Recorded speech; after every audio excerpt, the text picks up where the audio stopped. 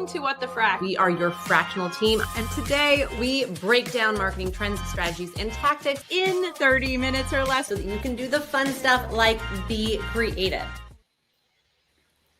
Hi, Tamara.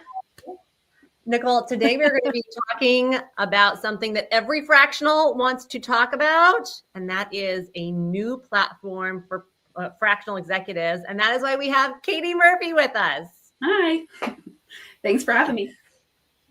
This is Tamara. Honestly, this is our number one asked question from both sides, the business side and from the fractional side, which is how do we get clients? How do we find fractionals? So I'm really excited about this. I know. So wait, before we jump in, I've got to introduce Katie so that everyone knows who she is and what she's doing. So Katie is the founder and CEO of KNEX, an agent-led marketplace backed by Platform Venture Studio that connects venture-backed startups with fractional executives. So with 16 years of experience working with companies ranging from pre-revenue startups to Fortune 50 giants, Katie has spent 8 years as a fractional executive before becoming a full-time entrepreneur. She's led exponential growth for startups like Brewdog USA, Singularity University, and Thrive DX, and is recognized as a thought leader in sustainable growth with features in entrepreneur. And now we can say it. She's been working on it for a very long time. She has officially launched KNEX, which is a platform, like we said, that's connecting fractionals to startups. Long overdue. So we are so excited about this. Katie, tell us about KNEX. And well, I'm not going to ask too many questions. Tell us about KNEX. Yeah, sure. And thanks for having me. I'm really excited to be here. And I feel like got a reality check or something. It's going so well. Product market fit is a beautiful thing. So we know that startups, the way startups access leadership is broken for the new economy. We know that as fractional executives, right? So we built KNEX to fix that. The 3-person unicorn is here. It's here. It's obvious. The evidence is clear. And we're going to see the 1-person billion-dollar company. So basically the 1-person unicorn in the next 10 years. And we think that there's a future that all executives or most executives are fractional executives. And KNEX wants to be the infrastructure that powers that future. So simply today, it is a marketplace that connects startups with fractional executives right when they need them, all backed by AI. Wow. I was going to jump in with another question, but Nicole. I just want to start by saying congratulations, right? Just to get to this point and to have such good product market fit and to have an idea and bring it to fruition is such a hard piece that anyone who's listening, who's an entrepreneur, knows how hard that is. So I just want to say congratulations first off. That's all. Thank you. With that being said, though, anyone who's listened knows that I have a background in startups. I started up and exited companies. And one of the biggest challenges was always this idea of finding the right, when I started, it was about mentorship, but finding executives, because it basically was a bunch of kids. For me, it was a bunch of people who were slightly inexperienced, but slightly experienced in what they do, trying to take an idea to fruition. And finding the fact that fractional is a thing now is, I wish I had 10 years ago. So explain a little bit how fractional executives work in the startup ecosystem, or how you would expect it to work in the startup ecosystem. Yeah, great question. The perfect fit is pre-seed to Series B, I feel, with that nugget of early post revenue, right? Where you might be pre-seed or you might be Series B, right? So especially in today's kind of with AI and what that opens up, what that enables, we're seeing like KNEX, we're seeing companies accelerate to post revenue, and they haven't raised a dime. So it's hard to classify startups the same way as we used to, but post revenue, pre-seed to Series B, definitely when you're thinking of bringing on your next executive, never go full time first. Protect that equity. Make sure you have a veteran who has done what you're looking to have done in your business time and time again. Yes, the young and hungry can be very affordable full-time, but you're going to have to give up equity, and the hiring risks there for turnover are so much higher than bringing on a veteran that you can pay around the same, maybe less than that full-time newbie out of college. And they're going to get you where you want to be. They're going to help you hit the outcomes that you desire. Did I answer your question?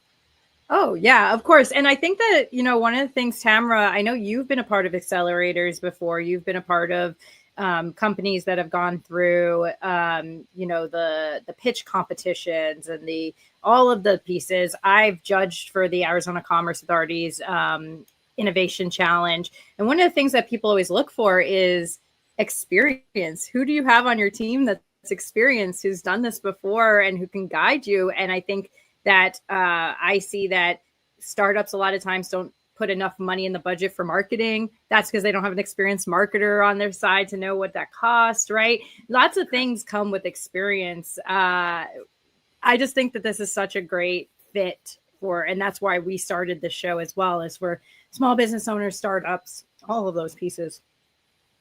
Yeah. And what I wanted to know a little bit more, it said an agent-led, right? Explain what that is.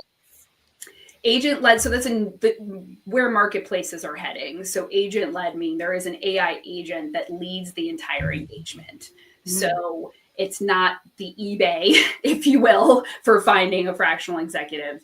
There are onboarding questions. You're actually engaging with that AI agent right away. They're going to give that startup recommendations, feedback, whether a fractional executive will work for them. Is their budget high enough? Are they at the right stage? They're going to get that feedback right away. And then they can kind of keep going. They can actually share their challenges and the outcomes that they would like to see in relation to those challenges, and even build a persona with the agent of the ideal candidate. And we actually use that persona that the agent creates to match on the back end to the profiles from our 100. Right now we have even 138 already on the platform. So it'll match against those profiles. And from there, we start the interview process. Oh, that's so cool. It's so much more personal. And also I can imagine for the companies, and I'm going to ask this kind of two ways. So one, for the companies, are they able to then search better and find a better match? And I guess then that would be the same thing for fractionals. Are fractionals able to search and find companies that they can engage with? And is it more customized with the AI agent? We want to remove the search capability or the need to search altogether. So through the power of language, and hopefully we'll have video LLM technology built in here soon, through the power of language and the way that we describe our expertise, and then the way the startup describes their challenges that requires that expertise. They might not know what expertise they need, right? But they know what their challenges are. Through the power of language can better matching be found, and they don't actually have to search at all. So then their matches, they might get 5 matches, and from there be able to see, okay, do we have culture fit here? Do they have the track record I'm looking for? All right, let me have a few interviews and hire this fractional executive by the end of the week. Nice. I mean, I love it. Can we sign up today? Yes. No. I'm sure Katie here will give us some sort of code if you are a fractional watching and wants to sign up. We'll put that in the description here. There's no cost to fractionals. That's the biggest difference between KNEX and it. So there's a graveyard of platforms that have tried to do this, truly. And so how we wanted to set ourselves apart is we don't see the fractionals as our meal ticket. It's the matching, the outcomes, right? So we actually charge 10% to the startups. The feedback so far, that is super great value. So the fractionals aren't paying anything. Maybe we offer some sort of subscription in the future, but it's going to have value to justify that subscription. So it's completely free for all fractional executives to use. And then the business only pays when there's a really great match. And if we somehow got it wrong, they won't have to pay to replace it. Oh, wow. That's great. Yeah, I think that's an important part, because there are so many, there's a handful of platforms where there's just loads of fractionals and no companies. Right. And that's, that's the differentiator here, is that you've got the companies that need the fractionals. And so it's company first versus fractional first, which I actually think works. Yeah, it's otherwise, like, what's the incentive as a fractional to stay on a platform if I'm giving up 20% of my pay? I did enter into those arrangements when because I hated business development so much. I was willing to give that up, but I think I would probably be incentivized to go around that situation in the future. And we don't want that. We want to keep people using the platform happy and providing the impact to the startups they love. So doing what they love, that's what we're trying to do here. And it really helps the startups because this takes away that search. I can only imagine how many applications or like almost trolling they get on LinkedIn or any of the other platforms of people who aren't really qualified or verified, which you make sure of. We were talking about this earlier, is all of the fractionals have to have a verified testimonial in order to be on there. Yeah. And so that really makes sure that the high quality people are on there so that these companies can cut through that noise. Yes. Yeah, I've seen it. I even did it. I had many just bad fits, right? I was a fractional COO, and that's also, it ultimately led to me leaving the fractional work space because I was so discouraged because I had to pay the bills, but yet what the folks that I were finding through my efforts weren't good enough matches. And it wasn't my fault. It wasn't the business's fault. We just weren't a good match. And I hate that. There's just too much opportunity. There's the startup veterans that are on our platform already. It blows my mind, their background and experience. We should be able to find great matches for the startups that have those challenges they need to solve and those amazing experts. What is a good fit in your opinion? So obviously expertise. Have they actually solved that problem before? I don't think specific industry expertise is always so critical. In certain spaces, yes, but that cross-functional, if they've solved that problem for 3 different types of industries, that's really powerful. So they'll have a playbook that works for just about anything. So really like to see that in demonstratable experience. But culture is so huge, and we don't really talk about that when if we're a fractional speaking to a potential client, we're not necessarily saying like, well, what are your personal values and what's your personality type and that kind of thing. Because if we're not compatible, we might not be able to figure that out in a conversation or two. And then suddenly our goals don't match, our communication style doesn't match, our personalities don't match. And just that is getting in the way of a good outcome. So we will be layering in personality types as well as those values. Values are really critical. I mean, even I hate to say it, even in the state, politics are really important to some people. And so if that is really important to someone and not important to someone else, and they're also not on the same side, they're probably not going to work well together in today's world. It's so interesting. And Nicole, this is the second time personality has come up. So obviously we need to dive more into that at some point, because it seems like maybe in this remote world, needing to humanize and figure out ways to show personality when you're hiring and going into this sort of like working relationship is so hard to capture that we need new tools that kind of can sort through that and find better matches. Yes. Yeah. And I think, personality is something I've been super interested in for a long time. Like, how do we even serve ads or user experiences on apps based on someone's personality type?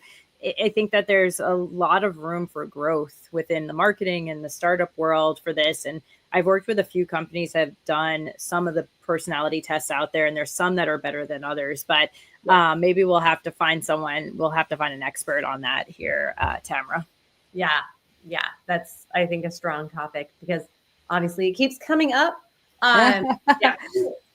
Katie, why? I mean, you talked about you were a fractional and you saw the need for this and kind of the gap in the market. Can you talk to us a little bit more? You've been obviously doing tons of research on the fractional space. What are the most interesting things you're seeing in the fractional space right now that like led to this actually being an opportunity?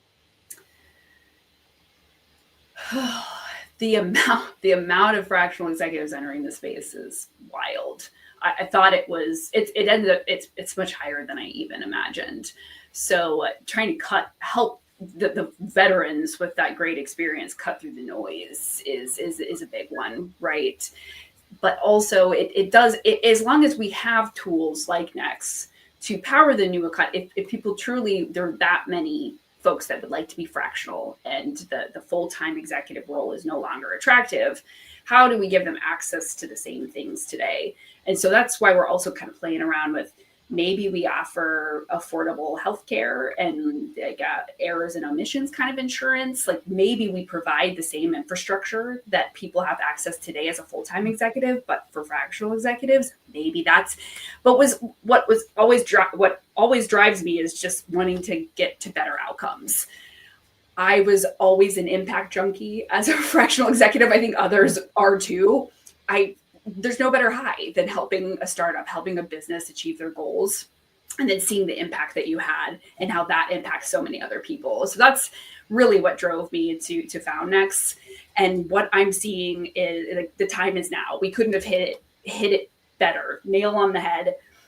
The biggest trends being that like 3-person unicorn, and first the pressure for that first 1-person, $1 billion company. That's what's coming from the startup ecosystem, the pressures from VCs. There's also a shift in the VC space from more of like fund to fund to fund and a quick exit to holding on to those business assets for a longer time.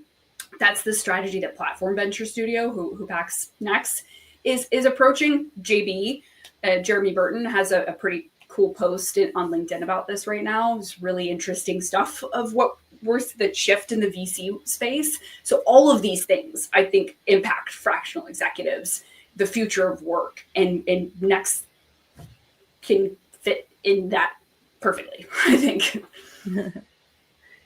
Hopefully. Yeah, that's that's so true. And it's interesting, that you bring up like, what are some of the things that hold people back from being fractionals, which are that security, the benefits, the healthcare, those things are some of the only reasons that you could think, well, why would I want to be a full-time employee? Well, it's those things. Or if you're at a bigger company. But I mean, I've been talking to so many startups recently, and they talk about, oh, well, we need to hire a full-time CMO. And I'm like, you don't need to hire a full-time CMO. Please don't. That's expensive for you. Well, and I think that it depends on the stage, right? So I think you're in a perfect, like you said, market fit for early stage. Early stage startups don't need that, like you said, those full-time. But as you grow, maybe because you're heavy on tech, you need a full-time CTO, but you don't need a full-time CMO. Or you need a full-time, CMO, but you don't need a full-time COO, right? And I think that just really, it's interesting that you're in the startup space. Is there any plans to move into any other spaces? Because fractional is going to be big in all sorts of business. I think that's a mistake that other platforms have made too. They go too wide on the business side. Now it's wherever product market fit takes us. But so if there is there maybe small businesses are really interested and we're getting a lot of those interactions, why not? But what I anticipate happening is we've proven that we can fill the most difficult roles to fill for a startup. Now they want us to fill the whole function. So I see us going deeper on the startup end, deeper on the talent end that actually has that startup experience. And then maybe we roll out different instances for different industries or something like that too. But I can see both of those futures happening, like expansion to small businesses or just deeper on the functional side, like individual contributors, for example, as what they need next. But to add to your comment about hiring, your first full-time executive in any function, I argue never go straight to full-time, Because if it's the first time you're doing it, a fractional executive can build the function, find their replacement, and train the replacement. So I think it's a bad move to go straight to a full-time individual, unless or honestly, even hire a fractional executive full-time. A lot are interested in that potentially. Like maybe they're interested in hopping from a fractional can also be, I'm only at this company for 1 year, but I'm full-time. Then I move to another and I'm full-time. I see that as fractional too. So I think I see that as the better strategy for startups than ever going straight to somebody full-time. Interesting. So a lot of people who are watching their startups or their small business owners, you're going through the experience right now of launching a product. What is the most interesting thing you're learning right now? I'll leave it at that. I keep wanting to ask like 2 questions in a row. I'm going to leave it at that. What's the most interesting thing that you're learning right now?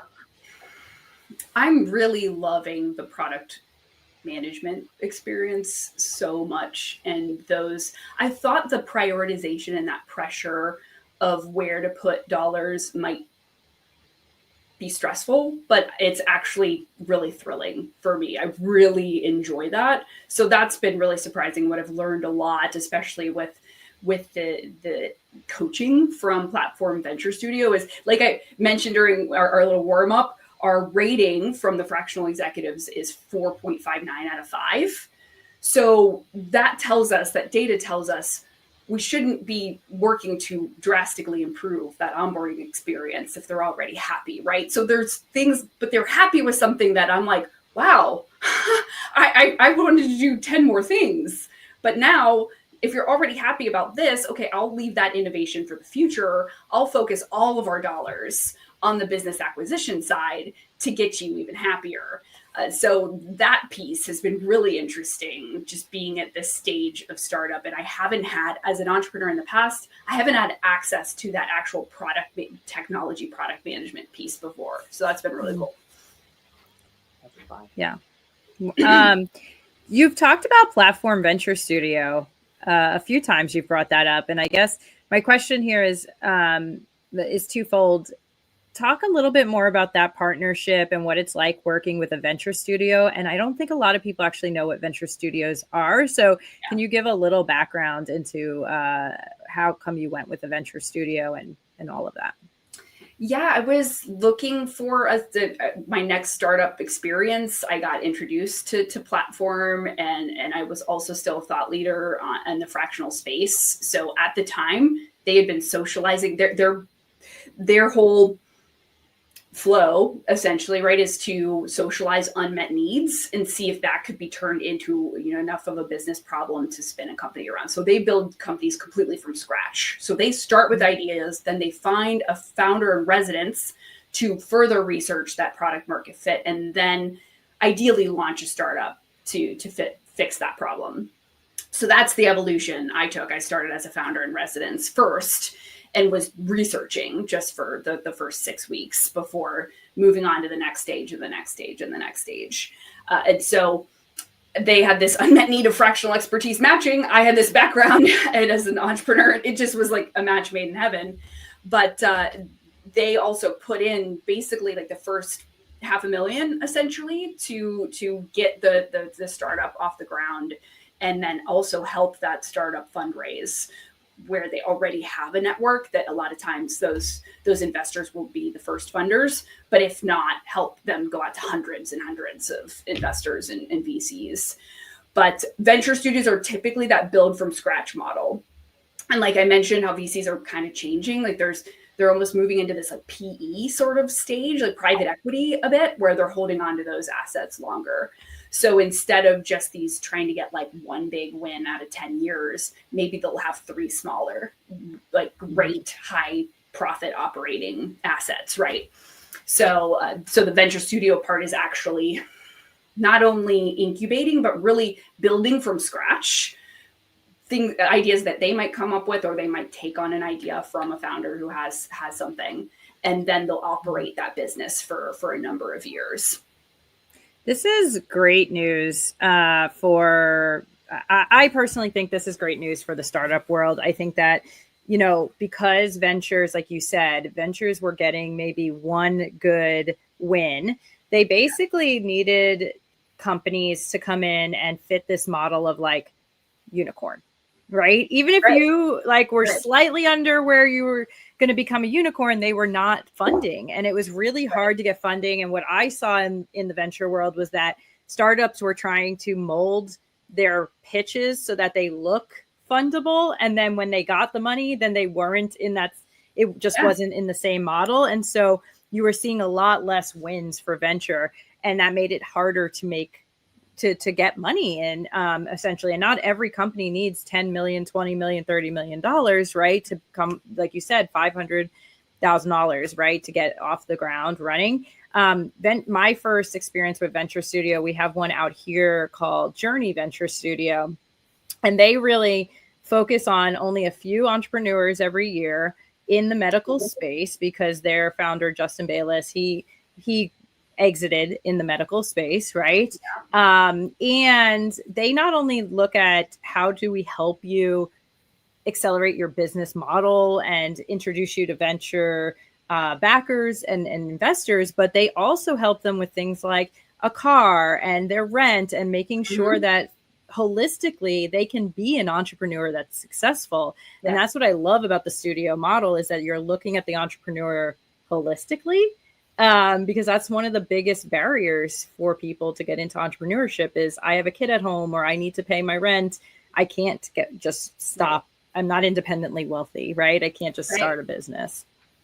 Yeah, a lot of venture studios pay the founders, right? So I was paid day one. Not everyone gets paid day one. Sometimes you get paid after you've shown some traction or something, or maybe you'll get back pay or something like that. But they're founder first, I'd like to say. I feel that way. And if they find really great founders, they know great founders can build great companies. So it's been an amazing partnership so far, and I couldn't recommend them enough. And I think they only do a few founders a year as well. So kind of really similar model, it sounds like, to what you were, to someone local for you. Yeah. This is so exciting. We're getting off this and we're going to both sign up. I've already signed up, and Nicole is going to be signed up. I'm going to be getting my testimonials on there. And we can't wait to use the new platform. So for anybody watching who wants to join or has more questions, or is a business that needs fractional support, where can they go? Yeah, so KNEX, KNEX.pro is where you need to go. If you are a business, happy to give your first month free. So that matching fee, take that off the first month. We can get that for you. So just let me know you heard of us through What the Frac, and I'll get that in place for you. And then it's, like I said, it's free for Fractionals. So there's a join next button for Fractionals. There's a get matched button for businesses. And it's as easy as that.